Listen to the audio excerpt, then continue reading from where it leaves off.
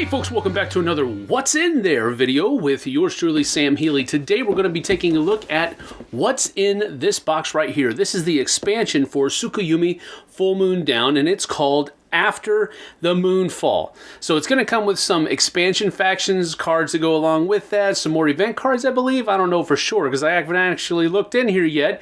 So let's go ahead and get down to the table. We'll take a look, and then we'll talk about it for a little bit afterwards. Let's hit it. And so here we are opening the box of After the Moonfall. And as you can see, it's going to come with a codex explaining each of the different factions that come in there. Looks pretty cool. Different things here. Oni power cards that are added. The Fireborn, the Lords of the Lost Sea. And there's one more faction in here. Oh, here it is. The Children of the Lion. Yeah. All right, so that's pretty cool. And then it also comes with a whole pack of new cards. Let's see what this has in it. All right, so it looks like a new Oni card.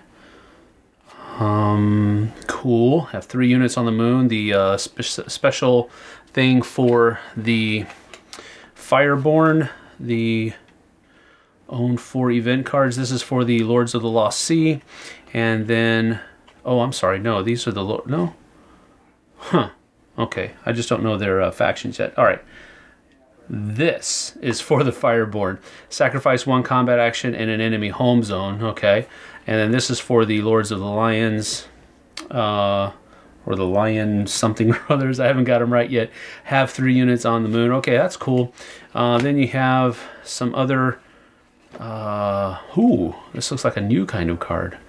Rise to Power. I'm going to have to read up about that. Okay, cool. It looks like more event cards that are going to be put into the deck. And it looks like more Oni abilities that are going to be added to it as well. Old Seed. These are, oh, each faction gets their own event deck. Is that what it is? These are generics. And then it looks like these are all faction event decks. Interesting. Oni mission cards. Ooh. I'm smelling a new style of play, a new game mode or something to that effect. And these look like new Moonflight. Yeah, these look like new goals that can be added to your player board for each of the different things. So that's going to change replayability as well. So that's pretty cool. And it looks like more generic event cards that will go into the event card deck. So, and then here we have the combat cards, it looks like, for the Lords of the Lost Sea. And then combat cards for the Lion people thingies. And then combat cards for the Fireborn. All right. Super duper. All right. Standee thingies. Plastic baggies.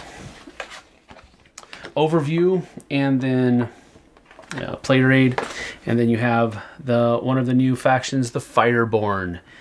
These are dragons, and you basically, if you start, it says place 1 Fireborn of your choice in one of your starting areas.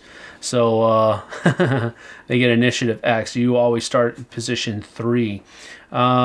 You can execute devastation with 1 Fireborn in an area for free. So that's their the faction effect is providing devastation, which is pretty nasty. You're turning over a tile on the board, which can also be a home zone. So that's pretty nasty. Cleansing Fire, your opponent takes damage equal to 5 times the number of enemy units in this area. The damage is also caused when Fireborn have been destroyed. It is added to the 25 damage points. Wow. Because every time you kill a Fireborn, you get 1 victory point, but it does 25 points of damage to every unit that's in the thing.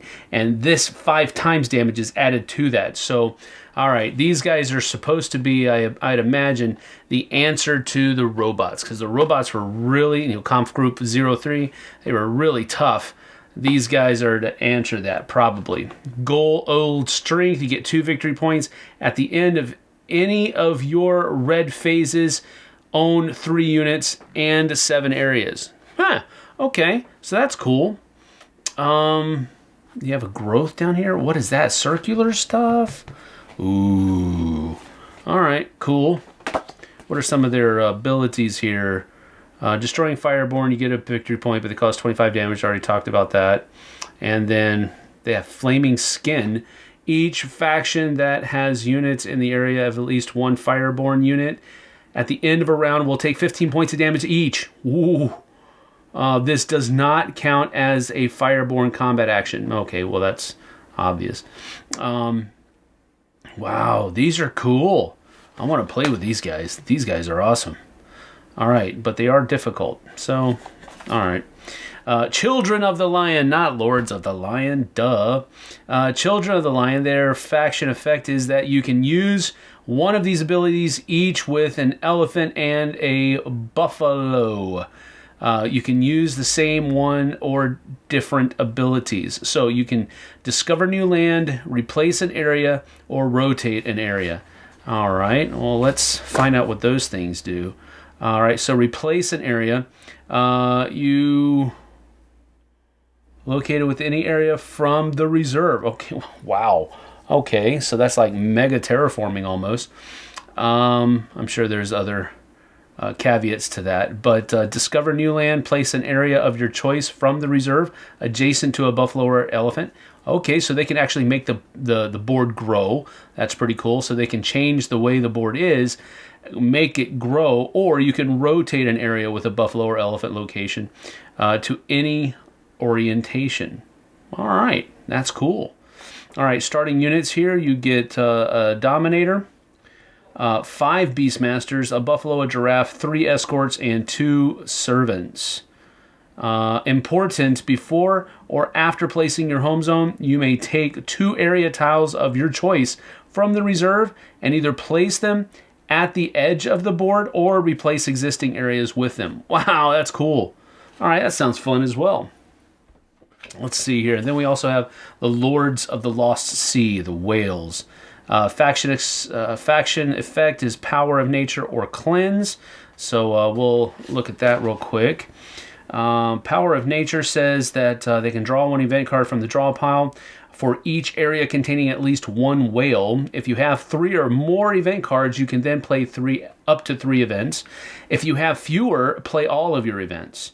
If you still have at least 4 event cards, you may complete the mission Master of the Elements, which is one of these guys here, I believe. Master of the Elements, where is it? No, these are the combat cards. Where is it? Find the halflings. Can't find it, but it's out here somewhere. All right. Cool. Master of the Elements. Here it is. Yeah, you own 4 event cards. You get 1. All right, but it can be after using that power of nature. And then Cleanse says remove all movement markers from all areas. Movable markers from all areas with at least 1 whale, including property markers. Radioactive, unstable, all that. Territory markers and modifications, blockades, eggs, mines, etc. Leave only your own territory markers in place. Your own units and those of the other players are not affected. Afterwards, you may additionally execute your defense action, Displacement, in each of these areas. What does that do? Displacement. Move all enemy units of all players and Oni involved in the fight to an adjacent area. Whoa, wow. So you can just basically expel people. Wow, that's really cool. Cleansing Paradise. Use the ability Cleanse. Remove at least 5 territory markers during 1 round. Ooh. All right. Well, these guys look like they're fun to play as well. All right. So then you have these markers here. Wow, look how big that is. Of course, it's a whale, so I guess it has to be, yeah? All right. So these punch out pretty well, although I am punching it out the wrong way. Yeah, these are all very, very easy to punch out. Wow, look at that. Just comes right out. These circular markers. I am curious as to what they are. I know they're units, but they're circles and not rectangles. All right, that's cool. The Lion's Head, the home zone for the Children of the Lion. All right, that's pretty cool. I like these factions. I like the way I like their thematic nature. All right, so one of the main complaints that I had with the game is that these little bases are just too thin right in here, and whenever you try to push these guys in there, it just rips up the bottom of the tile or the standee.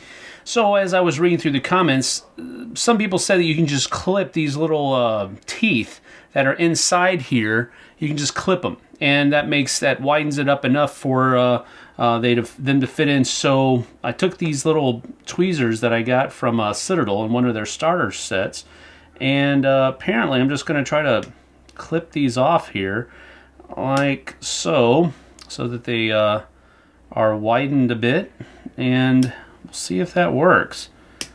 It looks like it should, but again, I don't know. We'll see. But at any rate, this is like, not optimal, of course. So then you just take this and slide it right in. It's a little loose. Maybe not to clip it all the way down like I did, but it does slide right on there. So, and it doesn't fall out. So that's pretty good, I guess. That's maybe a good fix. But you are adding a lot of time, and there are a lot of these things in here. So, I don't know. Okay, now I was a little bit. That's pretty solid. That's pretty solid. Very well. So, and it didn't mess up, didn't tear up the bottom of the thing at all. It did put a little bit of an indentation there, but that's okay, because like this one, that just comes right off. But with this one, you got to pull it pretty well, so it sticks in there like it should, and it doesn't tear up the creases. So maybe just being a little less careful with how these things are punched out will not have a problem at all. All right. So then we just put it right in there like so, and just like that last one. That's pretty good. That's a good fix. It does add some time, as I said before, but it doesn't tear up, so that's cool. I'm good with that. Good fix. Now, as I was punching out all the stuff for the game, I did come across some, of course, some new tiles. These are just like the ones that come in the base game. These are the ocean floor tiles, and then you have another fertile ground and another mountain. But we did also find that there are also some contaminated ground. What is it called? I can't remember. What's it called here? Toxic. All right, so these are toxic tiles, and the toxic tiles are not worth victory points.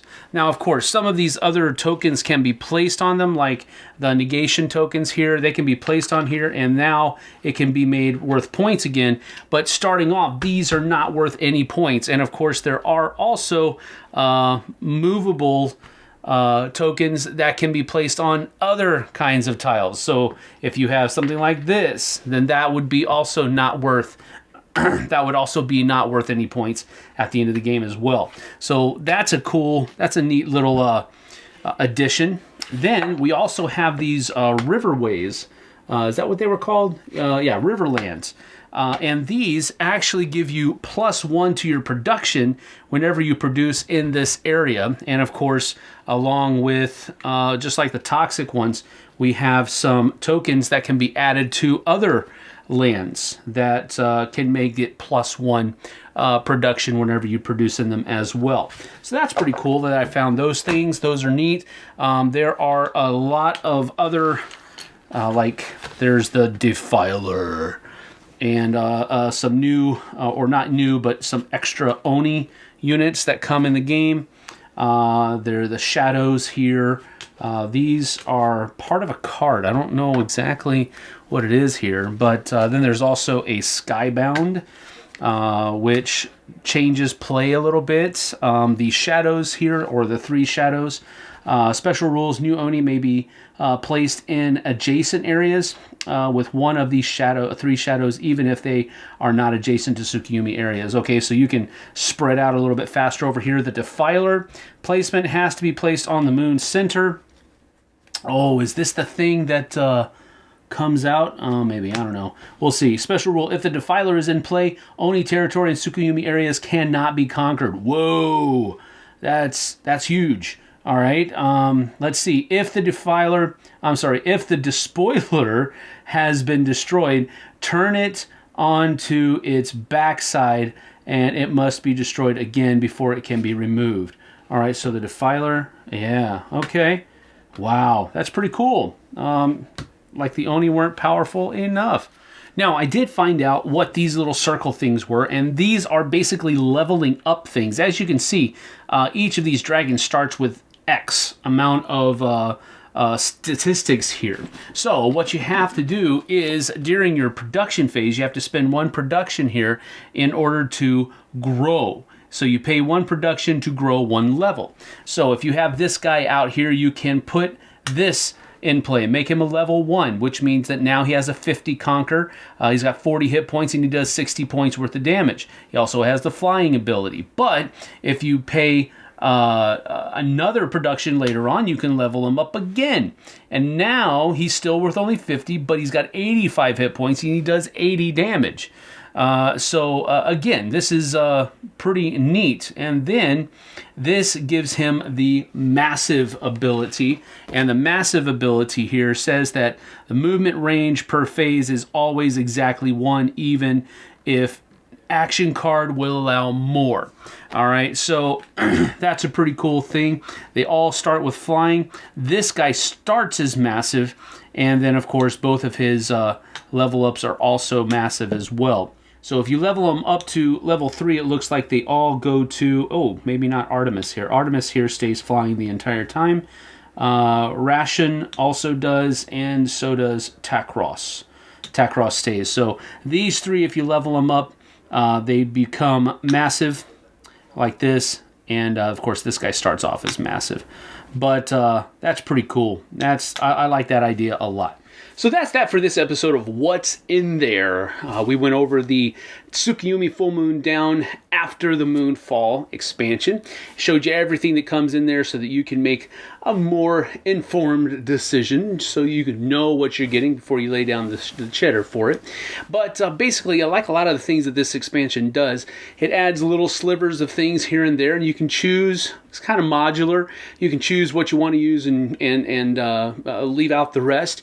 I really like the new factions that they've come out with. I like how one of them is kind of a cross between what we've seen so far, because most of the factions they're either all human or they're all alien or anamorphic creatures or anthropomorphic creatures or whatever.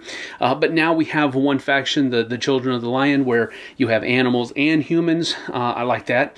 And then, of course, the dragons, they look really cool. The Fireborn and the Lords of the Lost Sea, those look cool too. So you have 3 brand new factions that come into this. It does raise the amount of players that you can use to 6.